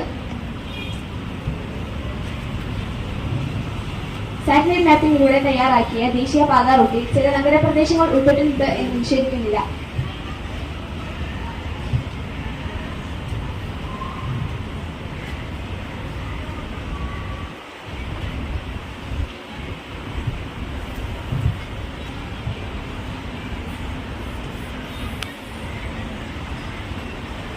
മാഡം സ്പീക്കർ, ബഹുമാനപ്പെട്ട അംഗം ശ്രദ്ധ ക്ഷണിച്ചിരിക്കുന്നത് വളരെ പ്രധാനപ്പെട്ട ഒരു വിഷയത്തിലേക്കാണ്. രാജ്യത്തിന്റെ അടിസ്ഥാന സൗകര്യങ്ങൾ കൂടുതൽ മെച്ചപ്പെടുത്തുന്നതിന്റെയും വികസന പ്രവർത്തനങ്ങൾ ത്വരിതപ്പെടുത്തുന്നതിന്റെയും മർമ്മപ്രധാനമായ ഒരു ഭാഗമാണ് റോഡ് വികസനം എന്നത്. ഈ ഗവൺമെന്റ് അതിന്റെ പ്രതിജ്ഞാബദ്ധവുമാണ്. രാജ്യത്തെ നിലവിലുള്ള ദേശീയപാത വികസന പ്രവർത്തനങ്ങൾ നടക്കുന്നത് പൊതുജനങ്ങൾക്ക് ചെറിയ രീതിയിലുള്ള ബുദ്ധിമുട്ടുകൾ സൃഷ്ടിക്കുന്നുണ്ട് എന്നത് സത്യമാണ്. സാറ്റലൈറ്റ് മാപ്പിംഗിലൂടെ തയ്യാറാക്കിയ ദേശീയപാത റൂട്ടിൽ ചില നഗരപ്രദേശങ്ങൾ ഉൾപ്പെട്ടിട്ടുണ്ട് എന്ന് നിഷേധിക്കുന്നില്ല. റോഡിന്റെ വികസന പ്രവർത്തനങ്ങൾ നടക്കുന്നത് പൊതുജനങ്ങൾക്ക് ചെറിയ രീതിയിലുള്ള ബുദ്ധിമുട്ടുകൾ സൃഷ്ടിക്കുന്നുണ്ട് എന്നത് സത്യമാണ്.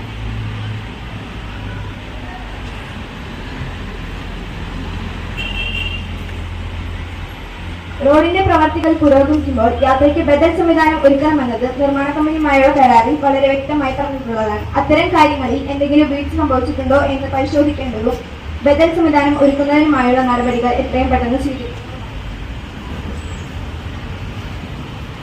Order, order. Next, paper is laid on the table.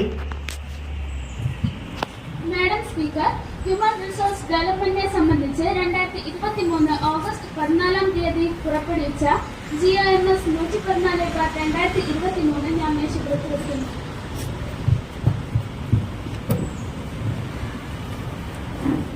Madam speaker, petroleum വകുപ്പ് സംബന്ധിച്ച് 2023 ഒക്ടോബർ 25 പുറപ്പെടുവിച്ച GOMS നമ്പർ 123/2023 ഞാൻ മേശപ്പുറത്തിരിക്കുന്നു. Madam speaker, road transport highway സംബന്ധിച്ച് 2023 ആഗസ്റ്റ് 14 പുറപ്പെടുവിച്ച GOMS 114/2023 ഞാൻ മേശപ്പുറത്ത് വെക്കുന്നു. Order, order. ബഹുമാനപ്പെട്ട അംഗങ്ങളെ, സഭ അടുത്ത നടപടിക്രമത്തിലേക്ക് കടക്കുന്നു. അടുത്തതായി presentation of the reports.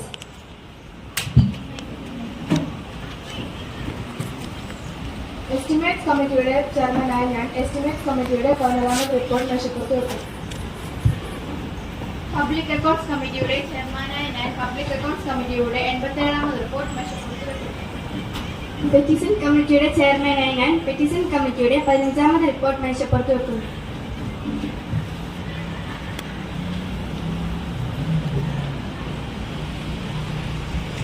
Public undertaking കമ്മിറ്റിയുടെ ചെയർമാനായി ഞാൻ പബ്ലിക് അണ്ടർടേക്കിംഗ് കമ്മിറ്റിയുടെ 17ാം റിപ്പോർട്ട് മേശപ്പുറത്ത് വെക്കുന്നു. Order, order. നിയമനിർമ്മാണ കാര്യം. ബഹുമാനപ്പെട്ട തൊഴിൽ വകുപ്പ് മന്ത്രിക്ക് 2024 വനിതാ തൊഴിൽ സുരക്ഷാ ബില്ലിന്റെ അവതരണാനുമതിക്കുള്ള പ്രമേയം അവതരിപ്പിക്കാവുന്നതാണ്. മാഡം സ്പീക്കർ, 2024 വനിതാ തൊഴിൽ സുരക്ഷാ ബിൽ അവതരിപ്പിക്കാനുള്ള അനുമതി നൽകണമെന്ന പ്രമേയം ഞാൻ അവതരിപ്പിക്കുന്നു. പ്രമേയത്തെ പിന്താങ്ങേണ്ടതാണ്.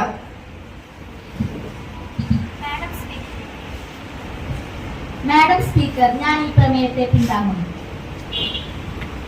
ബഹുമാനപ്പെട്ട അംഗങ്ങളായ മിസ് നിവേദിതയും മിസ് നഹാനയും ഈ ബില്ലിന്റെ അവതരണാനുമതിയെ എതിർത്തുകൊണ്ട് നോട്ടീസ് നൽകിയിട്ടുണ്ട്. മിസ് നിവേദിതയ്ക്ക് തന്റെ തടസ്സവാദങ്ങൾ അവതരിപ്പിക്കാവുന്നതാണ്. മാഡം, ഞാൻ ഈ ബില്ലിന്റെ അവതരണാനുമതിക്കുള്ള പ്രമേയത്തെ എതിർക്കുന്നു. നമ്മുടെ സഭയുടെ നടപടി ചിട്ടം അനുസരിച്ച് ഒരു ബിൽ അവതരിപ്പിക്കുന്നതിന് 2 പൂർണ്ണ ദിവസങ്ങൾക്ക് മുമ്പെങ്കിലും ബില്ലിന്റെ കോപ്പി അംഗങ്ങൾക്ക് നൽകിയിരിക്കണമെന്നുണ്ട്. ബഹുമാനപ്പെട്ട മന്ത്രി ഇപ്പോൾ അവതരണാനുമതി തേടിയിരിക്കുന്ന ഈ ബില്ലിന്റെ കോപ്പി ഇന്നലെ വൈകുന്നേരം മാത്രമാണ് ഞങ്ങൾക്ക് ലഭിച്ചത്. ചട്ടപ്രകാരം 2 പൂർണ്ണ ദിവസങ്ങൾക്ക് മുമ്പ് ബില്ലിന്റെ കോപ്പി നൽകിയിട്ടില്ല എങ്കിൽ ബഹുമാനപ്പെട്ട സ്പീക്കർക്ക് അവതരണാനുമതി നിഷേധിക്കാവുന്നതാണ്. അംഗങ്ങൾക്ക് ബിൽ വായിച്ചു മനസ്സിലാക്കുന്നതിനും ആവശ്യമായ ഭേദഗതി നിർദ്ദേശിക്കുന്നതിനും വേണ്ടത്ര സമയം നൽകാതെ അപ്പം ചുടുന്നത് പോലെ ബിൽ കൊണ്ടുവന്ന് പാസാക്കുന്ന ഗവൺമെന്റിന്റെ ഈ നയത്തെ ശക്തമായി അപലപിക്കേണ്ടതാണ്. നിയമനിർമ്മാണമാണ് സഭയുടെ പരമമായ ജോലി. വേണ്ടത്ര അവധാനതയോടെയാണ് സഭ ഈ മഹത്തായ കാര്യം നിർവഹിക്കേണ്ടത്. അംഗങ്ങൾക്ക് ബിൽ വായിച്ചു മനസ്സിലാക്കുന്നതിനും ആവശ്യമായ ഭേദഗതി നിർദ്ദേശിക്കുന്നതിനും സഹായകരമായ വിധത്തിൽ ഈ ബില്ലിന്റെ അവതരണാനുമതി മറ്റൊരു ദിവസത്തേക്ക് മാറ്റിവെക്കണമെന്ന് ഞാൻ അഭ്യർത്ഥിക്കുന്നു. മിസ് നെഹാലയ്ക്ക് തന്റെ തടസ്സവാദം സംബന്ധിച്ച് സംസാരിക്കാവുന്നതാണ്. മാഡം, ഞാൻ ഈ ബില്ലിന്റെ അവതരണാനുമതിക്കുള്ള പ്രമേയത്തെ ശക്തമായി എതിർക്കുന്നു. സഭയിൽ അവതരിപ്പിക്കുന്ന ബില്ലുകൾ പ്രാവർത്തികമാക്കുമ്പോൾ റിക്കറിംഗും നോൺ റിക്കറിംഗും ആയി കൺസോളിഡേറ്റഡ് ഫണ്ടിൽ നിന്നും എന്ത് തുക ചെലവാകുമെന്ന കാര്യം ധനകാര്യ മെമ്മോറാണ്ടത്തിൽ വ്യക്തമായി കാണിച്ചിരിക്കണമെന്നുണ്ട്. ഇപ്പോൾ ബഹുമാനപ്പെട്ട മന്ത്രി അവതരണാനുമതി തേടിയിരിക്കുന്ന ഈ ബില്ലിന്റെ ധനകാര്യ മെമ്മോറാണ്ടത്തിൽ ഈ ബിൽ നിയമമാക്കുകയും പ്രാബല്യത്തിൽ കൊണ്ടുവരികയും ചെയ്താൽ സഞ്ചിത നിധിയിൽ നിന്നും യാതൊരു ചെലവും ഉണ്ടാകുന്നതല്ല എന്നാണ് പറഞ്ഞിരിക്കുന്നത്. ഈ ബില്ലിന്റെ 12 വകുപ്പ് പ്രകാരം വനിതാ തൊഴിൽ സുരക്ഷ ഉറപ്പുവരുത്തുന്നതിനായി ലേബർ ഓഫീസർമാരെ നിയോഗിക്കണമെന്ന് പറയുന്നുണ്ട്. അവരുടെ ശമ്പളം, മറ്റ് ചിലവുകൾ സംബന്ധിച്ച് ചെലവ് വരികയില്ലേ? പിന്നെ ഏതു സാഹചര്യത്തിലാണ് സഞ്ചിത നിധിയിൽ നിന്നും യാതൊരു ചെലവും വരികയില്ലെന്ന് പറഞ്ഞിരിക്കുന്നത് എന്ന കാര്യം ബഹുമാനപ്പെട്ട മന്ത്രി വ്യക്തമാക്കണം. പുതുക്കിയ ധനകാര്യ മെമ്മോറാണ്ടത്തോടു കൂടി മാത്രമേ ഈ ബിൽ അവതരിപ്പിക്കുന്നതിന് അനുമതി നൽകാവൂ എന്ന് അഭ്യർത്ഥിക്കുന്നു. തൊഴിൽ വകുപ്പ് മന്ത്രിക്ക് ഇത് സംബന്ധിച്ച് എന്താണ് പറയുവാനുള്ളത് എന്ന് വ്യക്തമാക്കാവുന്നതാണ്.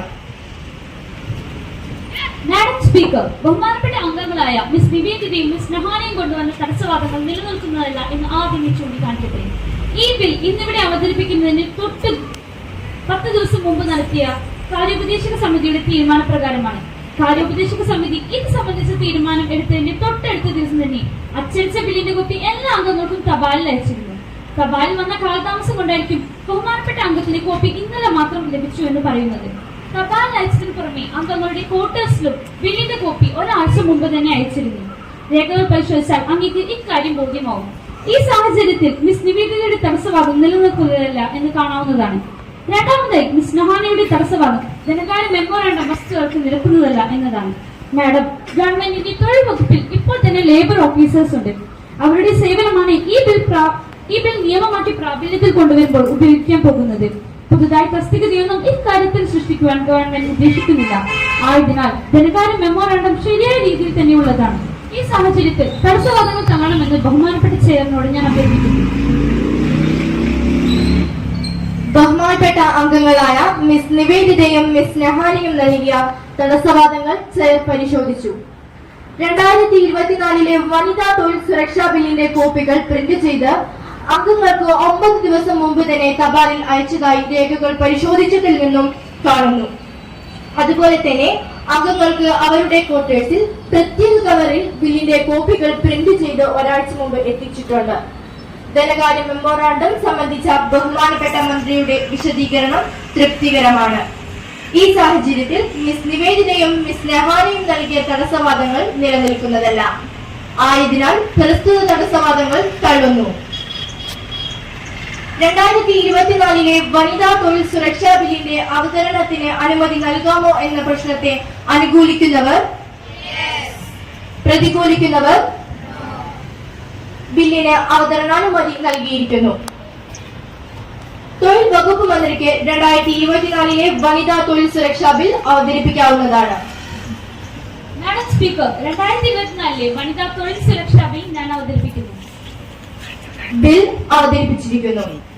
തൊഴിൽ വകുപ്പ് മന്ത്രിക്ക് 2024 വനിതാ തൊഴിൽ സുരക്ഷാ ബിൽ സംബന്ധിച്ച 1ാം സബ്ജക്ട് കമ്മിറ്റിയുടെ പരിഗണനയ്ക്ക് അയക്കണമെന്ന പ്രമേയം അവതരിപ്പിക്കാവുന്നതാണ്.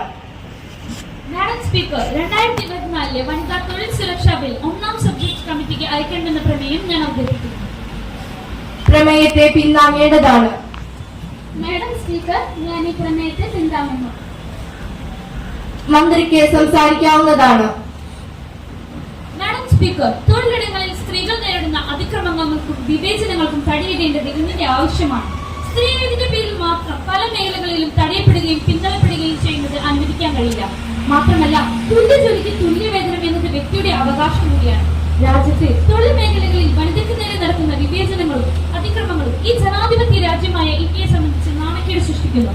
ആയതിനാൽ അവരുടെ സുരക്ഷയും സംരക്ഷണവും ഈ ബിൽ ഉറപ്പുവരുത്തുന്നു. മാഡം.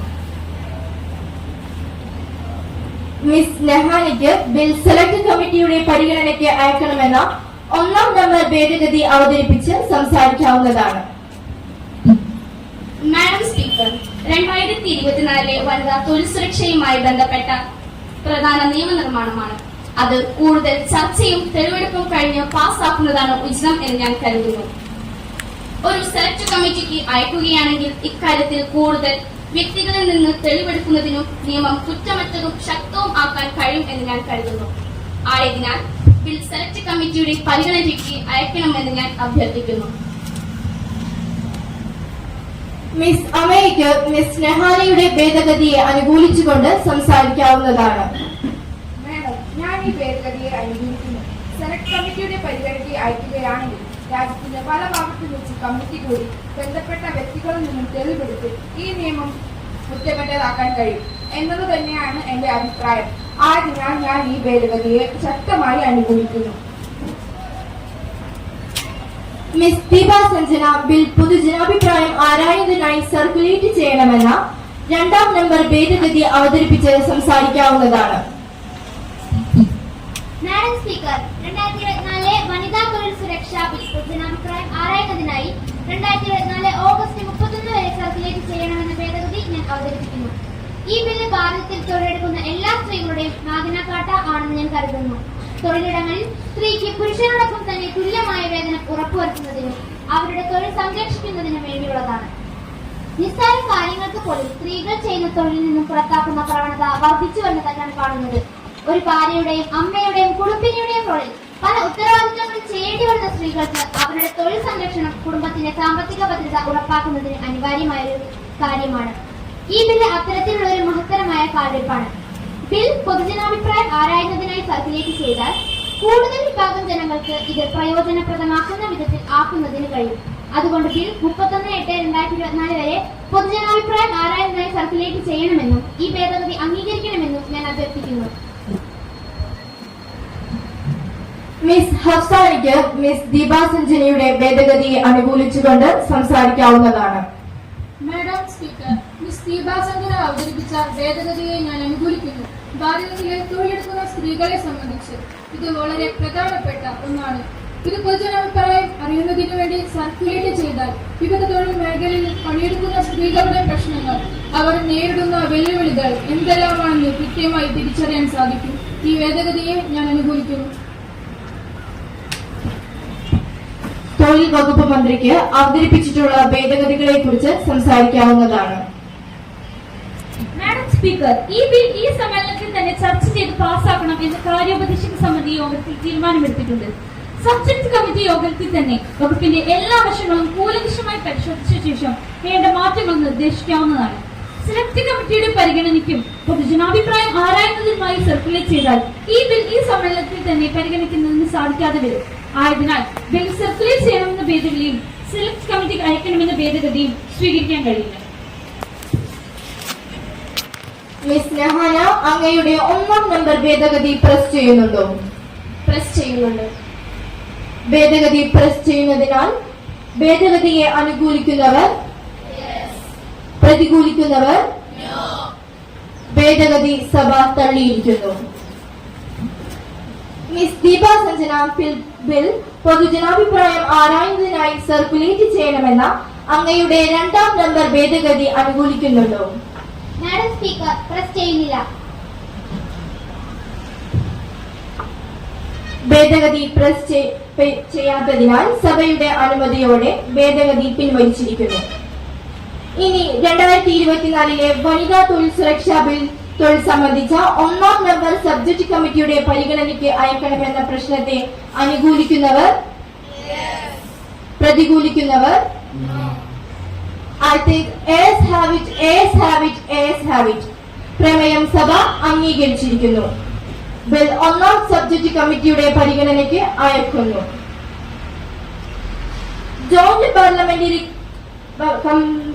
പാർലമെന്ററി കമ്മിറ്റി റിപ്പോർട്ട് ചെയ്ത പ്രകാരമുള്ള 2024 രക്ഷിതാക്കളുടെയും സീനിയർ പൗരന്മാരുടെയും ക്ഷേമവും സംരക്ഷണവും ബിൽ പരിഗണനയ്ക്ക് എടുക്കണമെന്ന പ്രമേയം ബഹുമാനപ്പെട്ട നിയമമന്ത്രിക്ക് അവതരിപ്പിക്കാവുന്നതാണ്.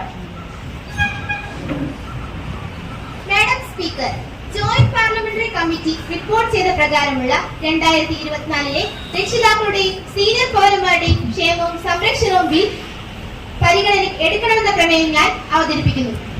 പ്രമേയത്തെ പിന്താങ്ങേണ്ടതാണ്.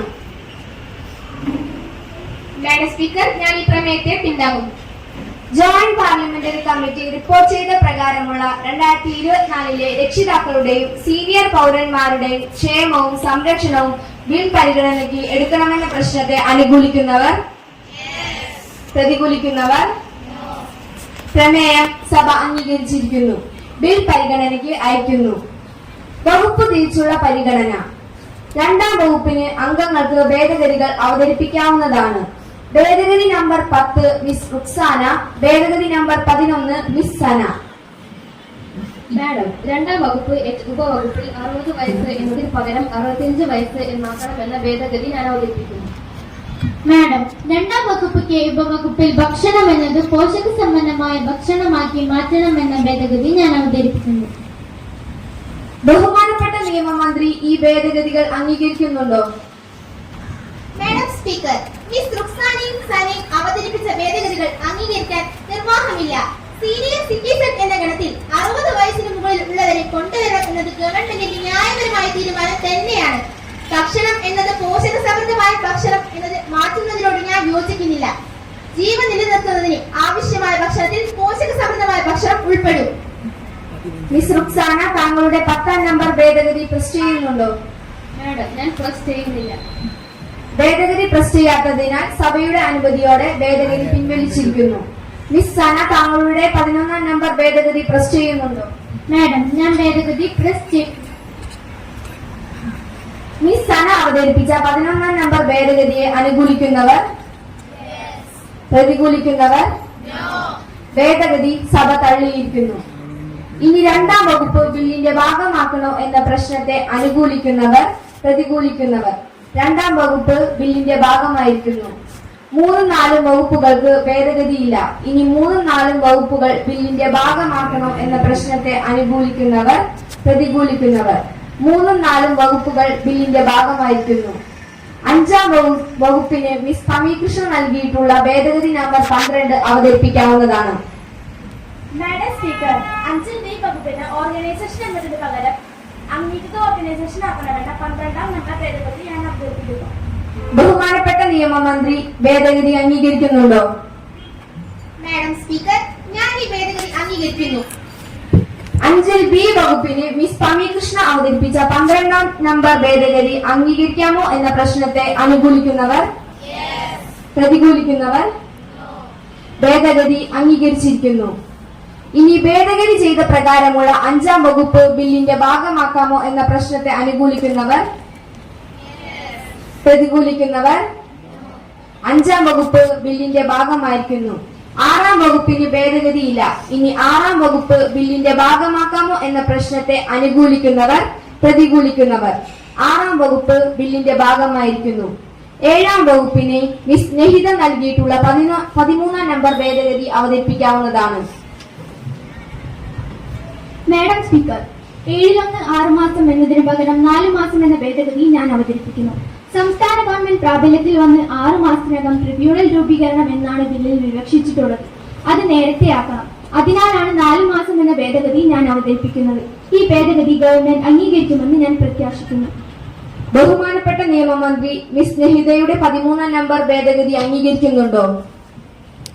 മാഡം സ്പീക്കർ, നിയമം പ്രാബല്യത്തിൽ വന്നാൽ ട്രിബ്യൂണലുകൾ രൂപീകരിക്കുന്നതിന് സംസ്ഥാന ഗവൺമെന്റിന് കുറച്ച് സാവകാശം നൽകണം.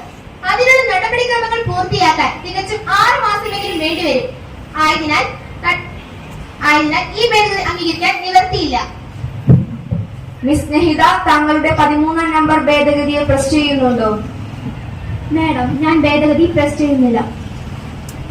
ഭേദഗതി പ്രസ് ചെയ്യാത്തതിനാൽ സഭയുടെ അനുമതിയോടെ ഭേദഗതി പിൻവലിച്ചിരിക്കുന്നു. ഇനി 7ാം വകുപ്പ് ബില്ലിന്റെ ഭാഗമാക്കാമോ എന്ന പ്രശ്നത്തെ അനുകൂലിക്കുന്നവർ, പ്രതികൂലിക്കുന്നവർ 7ാം വകുപ്പ് ബില്ലിന്റെ ഭാഗമായിരിക്കുന്നു. 8 മുതൽ 32 വരെയുള്ള വകുപ്പുകൾക്ക് ഭേദഗതിയില്ല.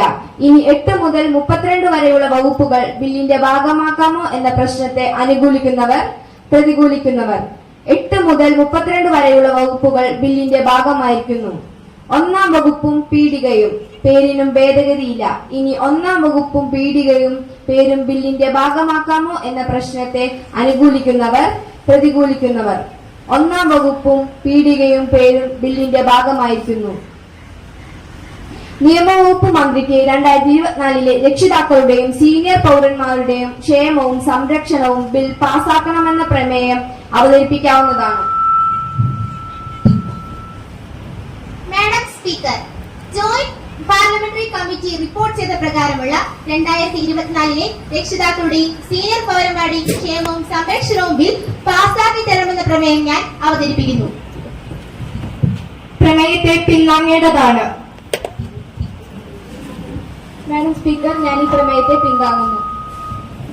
പ്രതിപക്ഷ നേതാവിന് സഭയിൽ സംസാരിക്കാവുന്നതാണ്.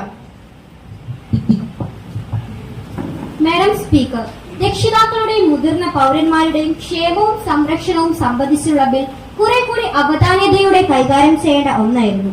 എന്നിരുന്നാലും ഇവരുടെ ക്ഷേമവും സംരക്ഷണവും രാഷ്ട്രത്തിന്റെ ബാധ്യതയാണ്.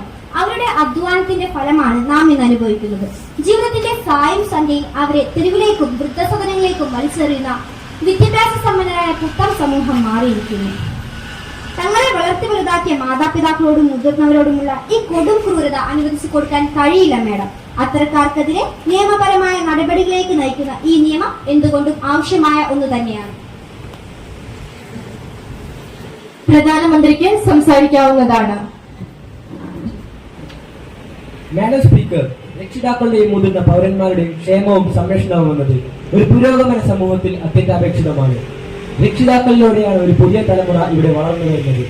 പുതിയ തലമുറ തങ്ങളെ വളർത്തി വലുതാക്കിയവരോട് സ്നേഹവും കടപ്പാടും കാത്തു സംരക്ഷിക്കേണ്ടതാണ്. എല്ലാ മതങ്ങളിലും പ്രത്യശാസ്ത്രങ്ങളിലും മുതിർന്നവരെ ബഹുമാനിക്കേണ്ടതിനെയും ആദരിക്കേണ്ടതിനെയും കുറിച്ച് ഉത്തമ സൽക്കാരമായി പരാമർശിക്കുന്നു. എന്റെ ഈ ഗവൺമെന്റ് അവരുടെ സംരക്ഷണത്തിന് പ്രതിജ്ഞാബദ്ധമാണെന്ന് സഭയെ ഞാൻ അറിയിക്കുന്നു. ഈ ബില്ല് ഭാരതത്തിന്റെ ചരിത്രത്തിലെ തന്നെ ഒരു നാഴികക്കല്ലാണ് എന്നുകൂടി ചേർത്തുകൊണ്ട് ഞാൻ നിർത്തുന്നു. നിയമമന്ത്രിക്ക് സംസാരിക്കാവുന്നതാണ്. മാഡം സ്പീക്കർ, 2024 രക്ഷിതാക്കളുടെയും സീനിയർ പൗരന്മാരുടെയും ക്ഷേമവും സംരക്ഷണവും ബിൽ വർത്തമാനകാല സാഹചര്യത്തിൽ എന്തുകൊണ്ടും അനിവാര്യമായ കാര്യമാണ്. നൊന്ത് പ്രസവിച്ച മാതാവിനെയും വളർത്തി വലുതാക്കിയ പിതാവിനെയും വഴികാട്ടികളായ മുതിർന്ന പൗരന്മാരെയും വിദ്യാസമ്പന്നർ എന്ന് അവകാശപ്പെടുന്ന സമൂഹത്തിലെ ഒരു വിഭാഗം പുറംകാലോട് തട്ടിമാറ്റുന്ന ഒരു സ്ഥിതി വിശേഷം ആണെങ്കിലും ഇതൊരു പുരോഗമന സമൂഹത്തിന് ചേർന്നതല്ല. ആയതിനാൽ അവരുടെ ക്ഷേമത്തിനും സംരക്ഷണത്തിനുള്ള ഈ ബിൽ ഐക്യകണ്ഠേന പാസാക്കി തരണമെന്ന് ഞാൻ അഭ്യർത്ഥിക്കുന്നു. ഇനി 2024 രക്ഷിതാക്കളുടെയും സീനിയർ പൗരന്മാരുടെയും ക്ഷേമവും സംരക്ഷണവും ബിൽ പാസാക്കണമെന്ന പ്രമേയത്തെ അനുകൂലിക്കുന്നവർ, പ്രതികൂലിക്കുന്നവർ പ്രമേയം സഭ അംഗീകരിച്ചിരിക്കുന്നു. ബിൽ ഐക്യകണ്ഠേന പാസാക്കിയിരിക്കുന്നു. ബഹുമാനപ്പെട്ട അംഗങ്ങളെ, ഇന്നത്തെ നടപടിക്രമങ്ങൾ പൂർത്തിയായിരിക്കുന്നു. സഭ പിരിയുന്നു. അടുത്ത ദിവസം 11 മണിക്ക് സഭ വീണ്ടും സമ്മേളിക്കുന്നതാണ്.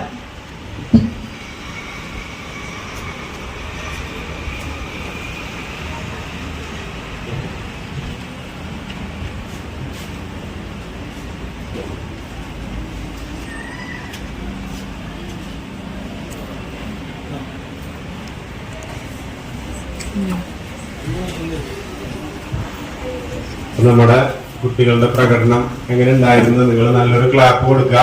എന്തായാലും വളരെ കുറച്ചു ദിവസത്തെ പരിശ്രമമാണ് ഇതിന് പിന്നിലുണ്ടായിട്ടുള്ളത്. അപ്പൊ എന്തായാലും വളരെ നല്ല രീതിയിൽ അവരുടെ പെർഫോം ചെയ്തു എന്ന് തന്നെ വിശ്വസിക്കുന്നു. ഇനിയിപ്പോ അതുമായി ബന്ധപ്പെട്ട് നമ്മുടെ ജഡ്ജസ് അതിന്റെ കാര്യങ്ങൾ നമ്മളോട് സംസാരിക്കും. വളരെ സ്നേഹത്തോടെ ബഹുമാനത്തോടെ ഈ വേദിയിലേക്ക് ക്ഷണിക്കുന്നു.